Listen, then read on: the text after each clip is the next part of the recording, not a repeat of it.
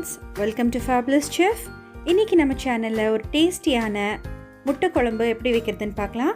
நீங்கள் நம்ம சேனலுக்கு புதுசாக இருந்தால் சப்ஸ்கிரைப் பட்டன் கிளிக் பண்ண மறந்துடாதீங்க. வாங்க தேவையான பொருட்கள் பார்க்கலாம். நான் ஒரு 2 பெரிய வெங்காயத்தை இந்த மாதிரி பொடியாக கட் பண்ணி வச்சுருக்கேன். 3 தக்காளியை பொடியாக கட் பண்ணி வச்சுக்கோங்க. ஒரு 4 துண்டு பட்டை எடுத்துக்கோங்க. 10 கிராம்பு எடுத்துக்கோங்க. ஒரு 6 ஏலக்காய், ஒரு 4 துண்டு கல்பாசி எடுத்துக்கோங்க. ஒரு டேபிள் ஸ்பூன் அளவுக்கு சோம்பு எடுத்துக்கோங்க. கொஞ்சம் கருவேப்பிலை, ஒரு 3 பச்சை மிளகா கீரி எடுத்து வச்சுக்கோங்க. 2 டேபிள் ஸ்பூன் அளவுக்கு இஞ்சி பூண்டு விழுது எடுத்துக்கோங்க. ஒரு தேங்காயிலிருந்து முதல் பால், 2வது பால் ரெண்டையுமே புழிஞ்சு எடுத்து வச்சுக்கோங்க. ஒரு வடைசட்டி வச்சுக்கலாம்.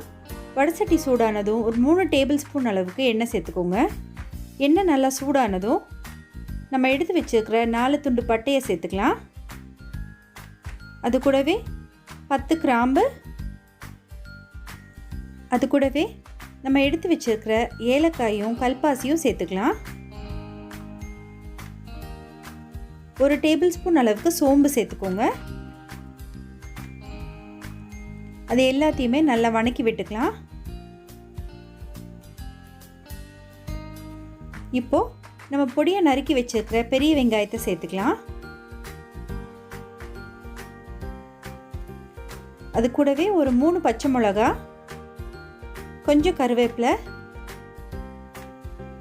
சேர்த்து நல்லா வணக்கி விட்டுக்கோங்க. ஒரு 2 நிமிஷம் அந்த வெங்காயம் நல்லா வணங்கட்டும். அது வரைக்கும் நல்லா வணக்கிக்கலாம்.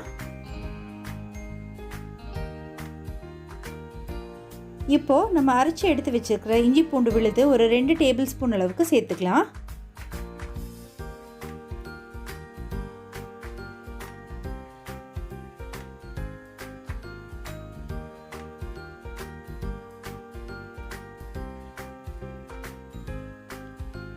இப்போ நம்ம எடுத்து வச்சுருக்கிற தக்காளி பழத்தை சேர்த்துக்கலாம். இன்றைக்கி நான் ஒரு 3 தக்காளி பழத்தை பொடியாக கட் பண்ணி சேர்த்துக்கிறேன். தக்காளி நல்லா வணங்கி சாஃப்ட் ஆகிற வரைக்கும் நல்லா வணக்கி விட்டுக்கோங்க. இப்போ தேவையான அளவு உப்பு சேர்த்துக்கோங்க.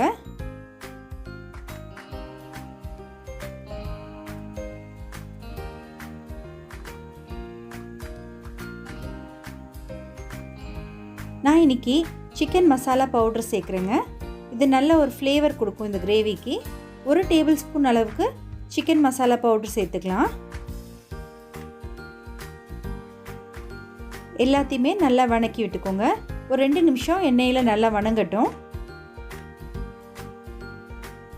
பாருங்கள், 2 நிமிஷம் ஆச்சு. நம்ம தக்காளி எல்லாமே நல்லா வணங்கி வந்திருக்கு. இந்த ஸ்டேஜில் நம்ம எடுத்து வச்சுருக்கிற 2வது பாலை முதல் சேர்த்துக்கலாம். 2வது பால் ஊற்றி ஒரு 5 நிமிஷம் நல்லா கொதிக்கட்டும்.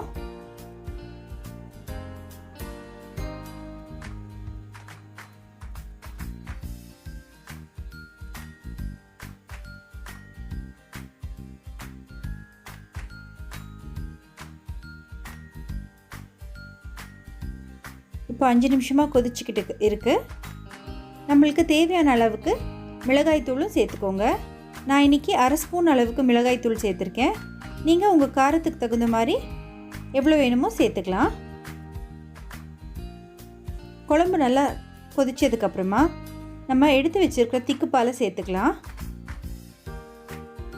முதல் பால் எப்போவுமே நல்லா திக்காக இருக்கும். திக்கு பால் சேர்த்ததும் ரொம்ப நேரம் கொதிக்கக்கூடாது. ஒரு கொதி வந்ததுமே நம்ம அடுப்பை ஆஃப் பண்ணிடலாம். பாருங்கள், நம்ம கிரேவி நல்லா திக்காயிருச்சு. இப்போது நம்ம வேக வச்சு எடுத்து வச்சுருக்கிற முட்டையெல்லாம் கீரி சேர்த்துக்கோங்க.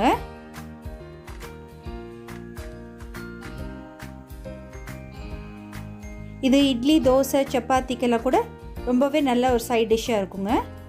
ஈஸியாகவும் பண்ணிடலாம். இப்போ கடைசியாக கொஞ்சம் கொத்தமல்லி தழையை கட் பண்ணி தூவி விட்டு சூடாக சர்வ் பண்ணுங்கள். இந்த ரெசிபியை கண்டிப்பாக ட்ரை பண்ணி பாருங்கள். நம்மளோட சூப்பரான முட்டை குழம்பு ரெடி ஆயிடுச்சு. ட்ரை பண்ணி பாருங்கள்.